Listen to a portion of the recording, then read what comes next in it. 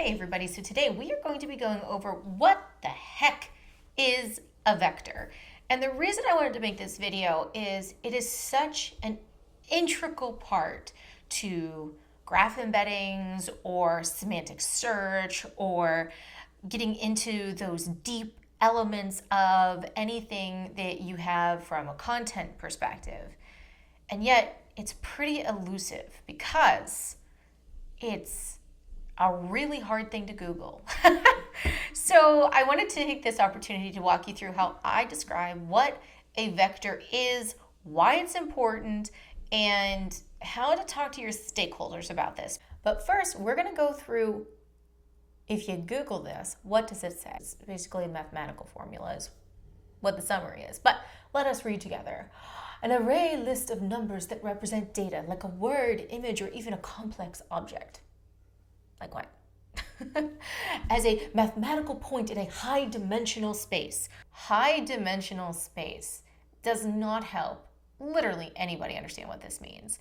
And this is why I wanted to make this video, because there's so much ambiguity in how we describe this thing. Of course, like all the AI summaries can be different depending on where you are, when you're doing your search, but it sounds a whole lot like, well, you understand the relationships between words, and it sounds sort of like a knowledge graph. And honestly, there's a lot of people that ask me, like, well, why do I need a knowledge graph when I have a vector database? Because vector database, I'm vectorizing everything. I guess it's going to know all the relationships between all the words, and that's sort of what a knowledge graph does, right? And then we have this confusing thing where I'll put a video up above and down below so you can see my explanation about graph space rag versus graph rag, which is a one-word thing. And that is getting into more symbolic AI where you're using a knowledge graph in your rag application. Except, is it a real knowledge graph if you're using graph rag one word? And it's really just an embedding of vectors that have a similarity to them, right? So we're talking about these words and they're all semantic and they're talking about the relationships between things, and it gets really confusing to your average stakeholder. Now, I just mentioned something that is always described within the conversation about vectors, and that's embeddings. And that also there's graph embeddings, and then there's semantic embeddings, and then like there's all these other things that use the word embedding. So imagine, and this is for stakeholders, imagine you have an individual location on planet Earth. It has a geolocation, right? Longitude and latitude. These are things that we're familiar with. And every speck of dust on the planet can have a longitude and latitude, because we can get down to a very minute level with geolocation. Now imagine you take the address where you live or the business that you work at. That has a address that also has a geolocation. So now we're getting a few levels up, right? So you have a geolocation, now you have an address.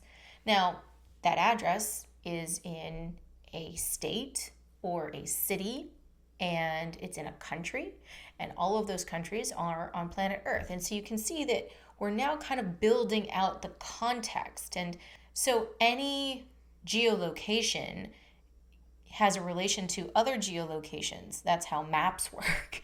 That's where you go from point A to point B. Well, to get from point A to point B, you have to navigate around all the other points between those things. And you have to decide which way is the most effective way to get from point A to point B.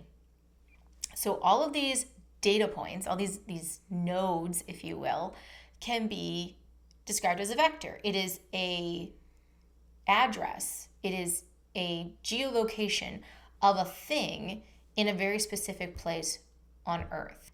So if you start to keep building out, we're on planet Earth now, but what about all the planets in our solar system and all of the things farther out? There's galaxies, and there's the universe, and there's all of these different layers of geolocation, because it's still the same address that you have right now that you're sitting in.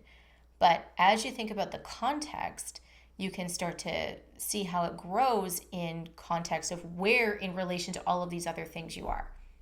So that essentially is what you're doing with words. Let's just take words. We can do images and other things too, but use words for example. You have a word in a specific document, and that word has, let's say, a geolocation, and that word is in a document, and that document is in a specific database or a specific collection, and that collection is sitting in certain servers, and you can keep building it out, right? Where you can start to figure out that word's connection to all the other words in those larger contexts as you build out. So that is essentially what vectors are doing, is you have this one word, and that's a vector, and it has a geolocation, so to speak, which is those mathematical equations that algorithms use to do embeddings, right? This is the thing from, your Google searches. So if you're getting from the word cat and whiskers, there are certain words that connect those things. And you know that there is a map between cat and whiskers because you see it over and over again in your document space, in the words that are in whatever you're doing. And so when you're teaching AI, it starts to understand that cat and whiskers is usually so many words or so many vectors away from each other in, a range. It's not always exactly the same. But it starts to learn that there is an association between those things. That is all vectors do. So the semantics is really the similarity based on all the other similarities that you see between different words. So cat and whiskers. Whiskers are on cat, so they often come together. Well, what about dog and cat? Well, those are a little bit farther apart because dogs are not always mentioned with cats, but they're both pets. They are both animals. There's, different relations, and those contexts all can be layered up because of the patterns that we see these things co-occurring. So this is co-occurrence. That, in simplicity, is basically what vectors are. And when you have an embedding, you start to understand how all of these similar words are often connected together. And you do that so that when the AI is either learning from it, it learns that pattern, or it is being able to retrieve those things based on the most probable answer or the most probable word in the sequence if you're using generative AI. So it's trying to figure out, okay, somebody said cat, and there's a whole lot of mathematical things that could be associated, similarities with cat. But if somebody's asking what are the characteristics of a cat, characteristics are components of, and then it would have a similarity of eventually showing whiskers because, well, maybe the most popular thing people say is cats meow or cats are temperamental. Those are also characteristics, and those would probably be more probable because the pattern shows they are more probable.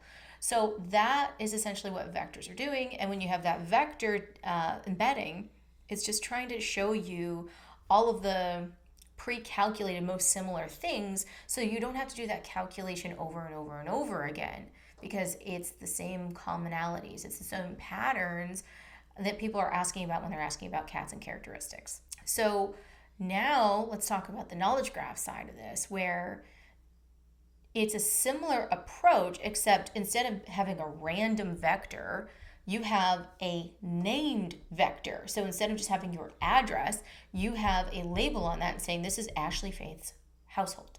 It has a name, and it knows who me, Ashleigh, knows who I am because I'm also a named entity with an ID.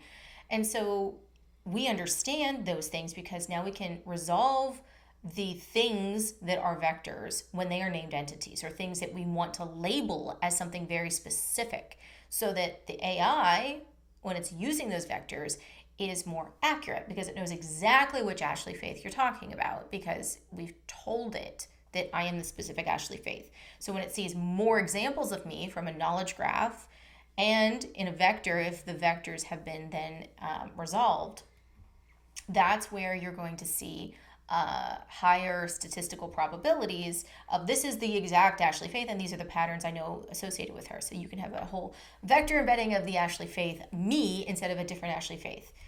So that's where Well, it's one aspect of knowledge graph that's helpful because I know explicitly how these two things are related. I don't just know that they are a common pattern where they are related. And, AI can help identify what those patterns are and put labels on them, but they're not going to be disambiguated and they're going to be a little messy. So that's why knowledge graphs are so important when you're doing graph space rag, because that's where you get that entity resolution, that more predictability, your context that you care the most about, to then overlay on your regular vectors from all of your patterns in the content that you have.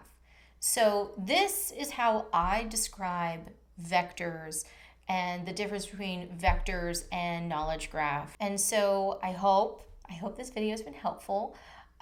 This I know has been a popular ask for folks, so I hope that you've enjoyed the video. All right, so with that, I want to thank you very much, and I'll catch you next time.